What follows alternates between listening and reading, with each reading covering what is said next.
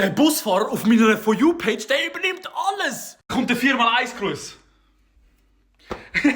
Überall, wo du jetzt irgendwie gehst, kommentieren oder irgendwie Kommentare gehst, durchlesen. Bro, egal wo du gehst schauen, irgendwie sind so die Hände, die so goldig sind, irgendwie so machen. Bro, alles ist voll. Alles ist voll. Bro, der Bruder hat das Internet auseinandergenommen. Das Einzige, was er macht, ist...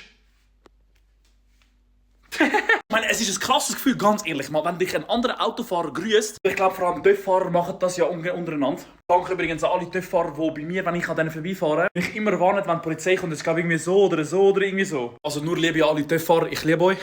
Es ist eben schon ein geiles Gefühl. Ich weiß nicht, ob Mini-Skoda-Fahrer oder andere Fahrer das auch machen. Aber ich fahre einen amerikanischen Wagen, also einen Ford Mustang. Ich grüße halt auch andere Autofahrer, also andere Ford Mustang-Fahrer oder andere Camaro oder andere Dodge-Fahrer. Also Dodge Challenger, Hellcat und so weiter. Und es ist einfach geil, wenn du so kannst machen. Ich mache immer so übers Lenkrad.